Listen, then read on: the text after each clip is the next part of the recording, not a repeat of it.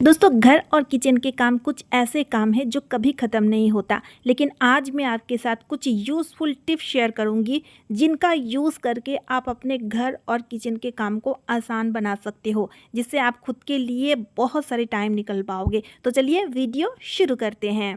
तो फ्रेंड्स, मेरी आज की पहली टिप बहुत ज़्यादा यूज़फुल है जो कि आप सभी के बहुत काम आएंगे।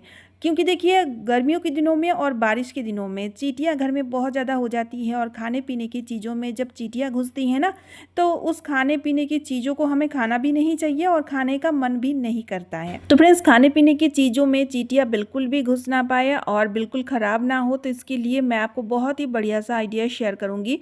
इसके लिए आपको लेना है विनेगर, जो कि चाइनीज़ खाने में यूज़ होता है ना, वाइट विनेगर।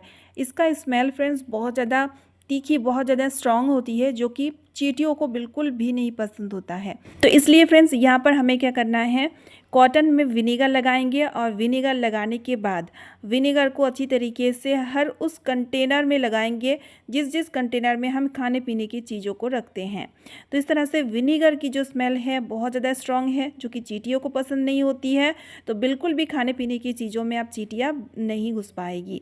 और अगर दूध या फिर सब्जी में चींटियाँ घुसती है तो इसके लिए उसकी तली में आप थोड़ा सा ना पानी डाल दीजिएगा, पानी वाला बर्तन रख दीजिएगा। इससे चींटियाँ बिल्कुल भी नहीं घुस पाएगी। उम्मीद करती हूँ ये ट्रिक आपका बहुत काम आएगा। तो चलिए अब देख लेते हैं अगली ट्रिक। जब कभी भी हम फ़ोन चार्ज करते हैं, फ़ोन चार्ज जब हो जाता है तो इसकी जो केबल है इस तरह से देखिए हम ऐसे ही छोड़ देते हैं। घर में अगर छोटे बच्चे होते हैं ना, तो इन्हें मुँह में डाल देते हैं, जो कि बहुत बड़ा खतरा हो सकता है। तो इसके लिए मैं आपको बहुत बढ़िया सा एक आइडिया शेयर कर रही हूँ, जिससे ये जो केबल है ना, ये लटका हुआ नहीं रहेगा, अच्छी तरीके से अरेंज रहेगा। तो इसके लिए आपको लेना है क्लॉथ पिन, जो कि हम कपड़े सुखाते टाइम लेते हैं।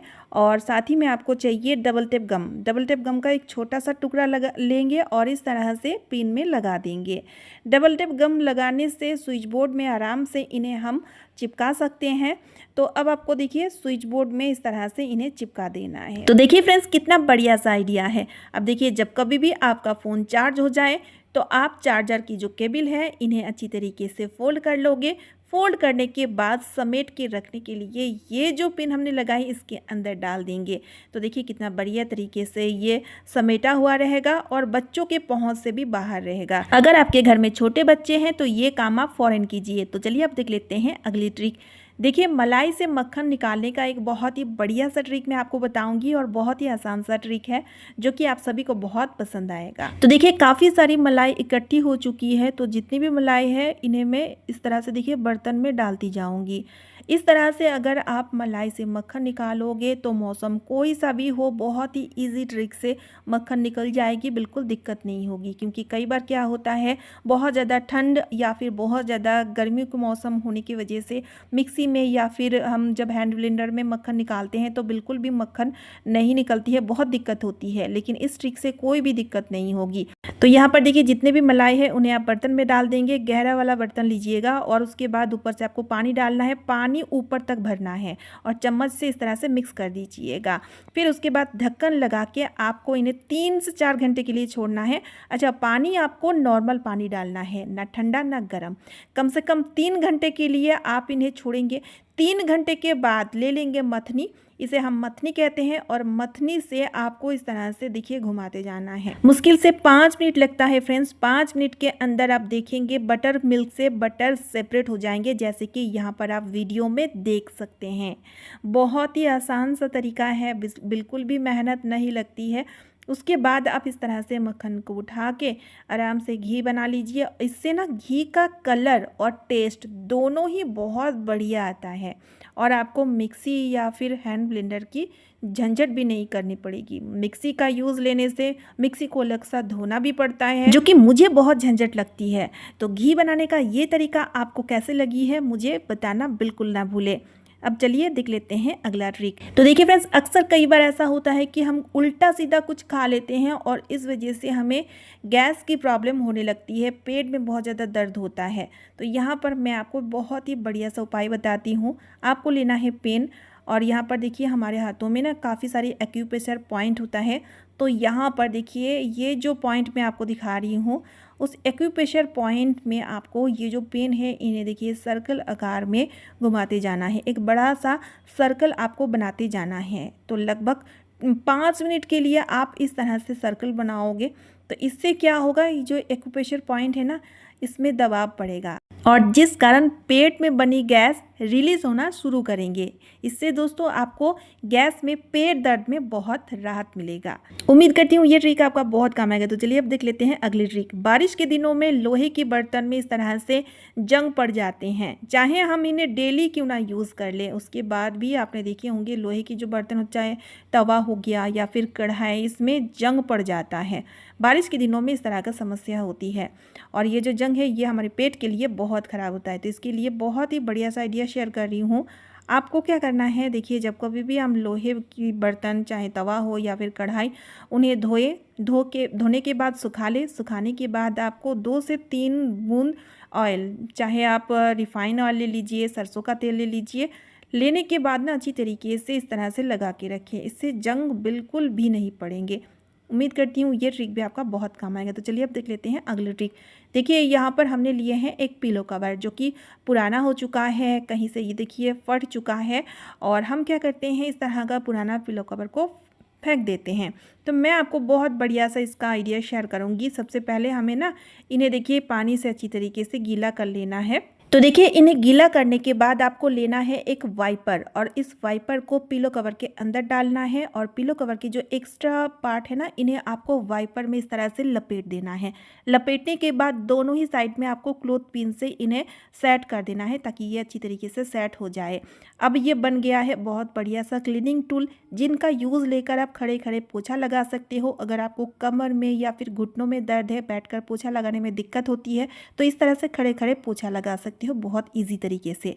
लेकिन मैं यहाँ पर जो करती हूँ, जैसे कि देखिए डाइनिंग टेबल के नीचे, सोफे के नीचे, बेड के नीचे, इन जगहों पर पोछा लगाते टाइम हमारा हाथ बिल्कुल भी नहीं पहुँचता है और इन जगहों पर काफ़ी सारी धूल मिट्टी जम जाती है। तो मैं हफ्ते में 3 से 4 बार इस क्लीनिंग टूल के मदद से देखिए इन जगहों को बहुत आसान तरीके से साफ कर लेती हूँ। देखिए कितना बढ़िया तरीके से साफ हो जाता है। उम्मीद करती हूँ ये ट्रिक भी आपका बहुत काम आएगा। तो चलिए अब देख लेते हैं अगली ट्रिक। तो देखिए फ्रेंड्स, फ्रिज का यूज़ तो हम सभी लोग करते हैं, लेकिन कभी कभी आपने देखे होंगे फ्रीजर में बहुत ज़्यादा बर्फ़ जम जाते हैं और फ्रीजर में बहुत ज़्यादा बर्फ़ जमने से बिजली की खपत भी बहुत ज़्यादा होती है। और कई बार आपने देखे होंगे फ्रीजर में जो भी बर्तन हम रखते हैं वो तली से चिपक जाती है और उन्हें निकालना बड़ा मुश्किल होता है। तो इसके लिए मैं आपको एक बहुत ही बढ़िया सा आइडिया शेयर करूंगी। और यहाँ पर देखिए मेरा जो फ्रीज़र है ना, थोड़ा सा गंदा भी है, तो इसके लिए बहुत ही बढ़िया सा आइडिया है। तो आपको लेना है एक छलनी और साथ ही में आपको सादा नमक ले लेना है और इस छलनी के हेल्प से पूरी तरीके से, बहुत अच्छी तरीके से फ्रीज़र में नमक का छिड़काव कर देना है। इससे आप देखेंगे अगर बहुत ज़्यादा आइस जमा हुआ रहेंगे ना, वो बहुत अच्छे से पिघल जाएंगे और साथ ही में इससे क्लीनिंग भी बहुत अच्छी होती है। और हमेशा अगर आप फ्रीजर में नमक का छिड़काव करके रखेंगे ना, तो तली से कोई भी बर्तन जो है वो चिपकेगी नहीं और साथ ही साथ कभी भी आपके फ्रीजर में बर्फ़ के पहाड़ बिल्कुल भी नहीं जमेंगे और बिजली की खपत भी नहीं होती है। तो ये जो छोटी छोटी ट्रिक होती है ना, ये हमारे लाइफ में बहुत ही ज़्यादा काम आता है। उम्मीद करती हूँ ये ट्रिक भी आपका बहुत काम आएगा।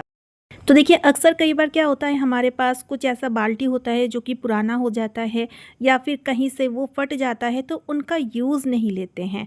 तो चलिए मैं आपको इनका एक बहुत बढ़िया सा यूज़ बताऊंगी। तो देखिए अक्सर क्या होता है, अगर हमारे घर में छोटे बच्चे होते हैं ना, तो उनका काफ़ी सारी जो टॉयज़ होती है इधर उधर पड़े हुए होते हैं, धूल मिट्टी से गंदे होते रहते हैं।